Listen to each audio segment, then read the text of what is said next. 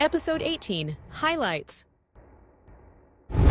They hadn't even retracted their landing gear yet, and they were without power. And prior to the last episode, I'd seen a preliminary report from the area in the investigation, and I didn't want to comment on it because it seemed so shocking, and it was literally It's hard to believe. Yeah, and it just had just come out, so I said, let's give it some more time. But here's a story from Straight Arrow News, this confirming what we knew then, even as unbelievable as it is. Here's an update on that. Details in the investigation into last month's deadly Air India crash, raising sharp questions about what happened in the cockpit. A black box recording reveals the flight captain turned off switches that controlled fuel to the engines just after takeoff. That's according to a report by the Wall Street Journal, citing sources familiar with early findings by American officials. The first officer flying the Boeing 787 reportedly asked the senior captain why he cut off the fuel sources, saying he seemed shocked, then panicked as the captain stayed calm. A preliminary report released last week did not name which pilot did what, only that one questioned the fuel switches being moved to cutoff, while the other denied it. But these latest findings strongly suggest it was the captain, though it's still unclear if it was intentional or accidental. Data shows the fuel switches were moved 1 second apart, then switched back on 10 seconds later. The plane crashed moments after takeoff, killing 242 people. One passenger survived. Some U.S. officials are now calling for a criminal investigation. A former NTSB official says the timing of the fuel cutoff, with no signs of trouble, suggests a deliberate act. Still, investigators caution it's early. They're not ruling out design flaws or mechanical issues. Air India's CEO is warning staff against rushing to judgment, saying the investigation is far from over. Listen, that being said, every day is an adventure potentially. And just like even tracking the stock market or the economy. I mean, this past week, there was a lot of talk about a viral image that went out. Here, let's post that. This was actually trying to give the impression that the economy under Trump was so horrible during first term, and that under Biden things were doing so well. By somebody who can't read a chart, that's for sure. Well, it looked like the economy was booming, but until you realize those are costs that were booming, not and grocery prices. Higher lines were bad, not good, bad. Someone just took a quick look at it and thought, oh, that's the economy's booming, it's doing great. No, those are higher prices during the 2020, post-2020 election, which is when the Biden-Harris administration was in office. Everything, cheese, alcohol, groceries, dairy, produce, and meat were all skyrocketing. So that was obviously retracted. I guess that wasn't. So it's important. It was posted by somebody on the Biden team or something? Yeah, I believe so. And I think I think it's important to read what the graph represents before you go and make conclusions as to how good or bad it is. I think that was the issue. They didn't really seem to. It just looked good, colorful. Definitely was colorful. Yeah. The blue shows everything going up. Meanwhile, I think it is important for us to see where things are in the economy. And this is some information we just posted this past week for us to get a feel for what we're thinking. Here we go. Retail sales higher than expected, inflation lower than expected. These are all wins, and these are wins for American consumers. Did the fancy pants economists blow it? It's a technical phrase. Irredeemably, Kevin. No, they'll always have a job trying to forecast. 50% are wrong all the time. The only vote I ever look at is money. Where does money flow? Sovereign wealth, more than 50 cents of every dollar comes to the U.S. It has for the last 200 years. The minute that stops, then something's wrong. It's where the cash goes. Always follow the money. It just follows the path of least resistance for returns. It looks for the safest place to invest.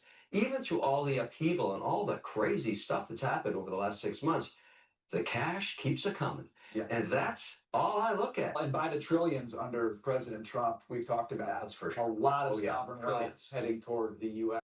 Yeah, so there has been a lot of money flowing in, a lot of new investment. Japan just announced this past week that they were going to invest, was it $500 billion?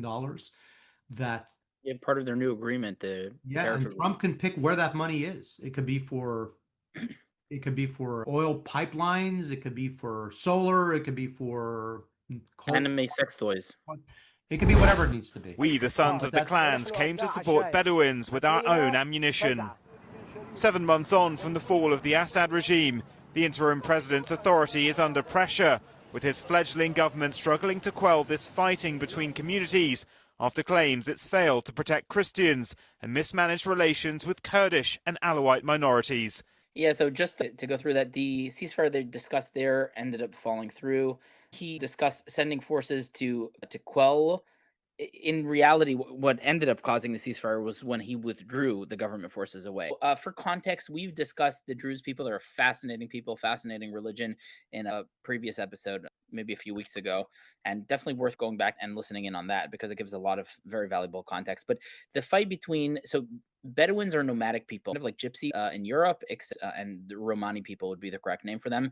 In the Arab world, Bedouins are herder people, so they travel with their sheep and then they find wells and they move from place to place. Recently, they've mostly been settling. They're not as transitory as they used to be, but they are Sunni Muslims, and they align with the vast majority of the jihadi forces. A lot of them joined ISIS and joined Al-Qaeda and a lot of these forces. We know that Al-Julani is from Jabhat al-Nusra, which was an off branch of Al-Qaeda. So after the Assad regime fell, Israel bombed the remnants of the Assad army. So basically all the tanks and fighter jets and anti-air systems and stuff like that, just annihilated it all in 48 hours. Almost nobody was killed because most of the soldiers had ran away, cleaned things up that way. And what they told us, Ashara is the new name for Al-Julani. It's not new, but that's what he prefers to be called now. Trying to change his image from what it used to be is don't go south of Damascus. And the reason is south of Damascus is close to the border with Israel. We don't want jihadists Healthy on our versions border, of American favorites. That sometimes even when people are trying to eat the right way or the right thing, they might not always obtain the results they want. No fault of their own. True. That is definitely true. Yeah, so one such thing has to do with seafood, shrimp, even fish. It's scary. That's really scary because you really, people are trying to eat the right thing and they get duped. Here, let's listen. It's America's favorite seafood, shrimp. We eat 1.3 billion pounds of them a year, but how much of that is really fresh, caught from the Gulf? We ordered shrimp dishes we were told were from the Gulf at 6 popular seafood restaurants, and what we found might surprise you. Lise Guerrero investigates. Shrimp, it's the most popular seafood in America, but experts say more than 90% of the shrimp we eat is actually farm-raised overseas. And you may not know it by the way some restaurants advertise their seafood. So what about the shrimp you've ordered? Where does it really come from? We put some well-known seafood restaurants to the test and found something fishy going on. We've got shrimp. At Bubba Gump Shrimp Company, a nationwide chain based on the movie Forrest Gump, Bubba Gump Shrimp's what they got. You may think they'd catch their shrimp fresh from the Gulf, just like in the film. We went to their Times Square location in New York and ordered this delicious-looking shrimp dish. Are those shrimp from the Gulf? I'm not 100% sure where they're from. But after he says he checked with the chef, the waiter came back to our table. These are definitely Gulf shrimp. But are they really? We sent our samples for analysis to 2 independent labs, and both agreed. Definitely not Gulf shrimp. So where are they from? It's the most commonly farm-raised shrimp in the world. They're frequently farmed in Asia, South America, India, China. So not the Gulf. We also tested the shrimp at Filet Gumbo Bar in New York City. People rave that you have the best gumbo in New York City. Absolutely. Chef Eric McCree touts Louisiana culture and cuisine on his menu. Are the Louisiana barbecue shrimp from the Gulf? Yes, they're from the Gulf. But our labs say they're from the Pacific. They told us that it was actually imported and not from the Gulf at all. Don't you think that's misleading to customers? I'm the wrong person you're asking that question. So what's the big deal? Craving Does fish, it really make maybe any cod difference? or some red snapper? Well, studies show you may actually be getting duped fish instead, a completely different, usually cheaper fish than the one you ordered. It's called seafood fraud, and studies have shown it's happening in quite a few Chicago restaurants. Is your seafood catfishing you? If you took labels off of all of your fish, would the public be able to tell what's what? Maybe not. We're here at Hooked on Fish Market in Edgewater to see if diehard seafood lovers like Kathy can actually tell one fish from another. That's trout. but it could be salmon. That one I think is halibut. And because Ms. it's hard to Tomasini, tell please just be by very looking clear. at. Are you declining to answer the question put to you solely on the ground that you believe the answer will incriminate you? On the advice of counsel, I respectfully decline to answer the question pursuant to my Fifth Amendment rights under the Constitution. Ms. Tomasini, did President Joe Biden or anyone else in the White House instruct you to conceal or destroy classified material found at President Biden's home or office? On the advice of counsel, I respectfully decline to answer the question pursuant to my Fifth Amendment rights under the Constitution. The record will reflect that Ms. Tomasini has invoked the Fifth Amendment right against self-incrimination. Ms. Tomasini, to be clear, are you declining to answer the question put to you solely on the ground that you believe the answer will incriminate you? On the advice of counsel, I respectfully decline to answer the question pursuant to my Fifth Amendment rights under the Constitution. Ms. Tomasini, have you ever conspired with anyone in the White House to hide information regarding the Biden family's business dealings? On the advice of counsel, I respectfully decline to answer the question pursuant to my Fifth Amendment rights under the Constitution. The record will reflect that Ms. Tomasini has invoked the Fifth Amendment right against self-incrimination. Ms. Tomasini, to be clear, are you declining to answer the question put to you solely on the ground that you believe the answer will incriminate you? On the advice of counsel, I respectfully decline to answer the question pursuant to my Fifth Amendment rights under the Constitution.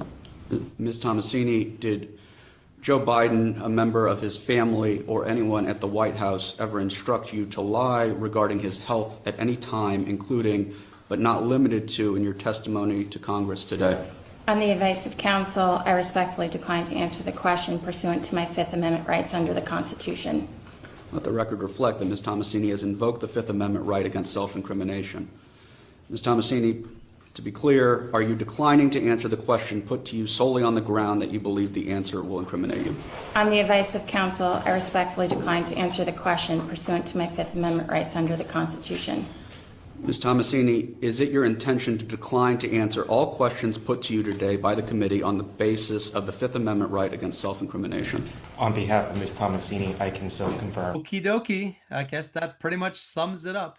She should have just recorded herself saying that once and then just hit tap play every time she got another question. Yeah, it is what it is. The questions at least are being asked. Whether or not we'll ever get the answers is an entirely different matter, right? But I think we're all happy that the questions are in fact being asked.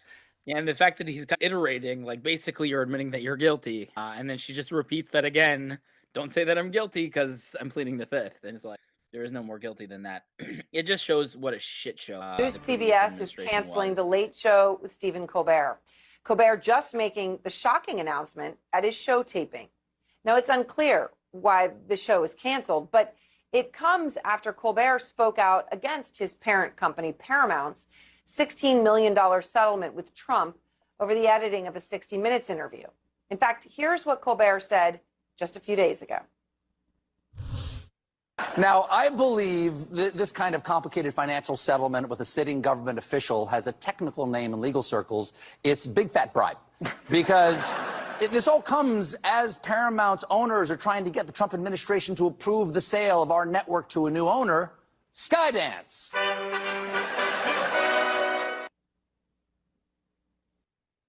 And now, hearing that show is canceled, Brian Stelter's out front. Brian, what more are you learning about what is, frankly, a stunning announcement?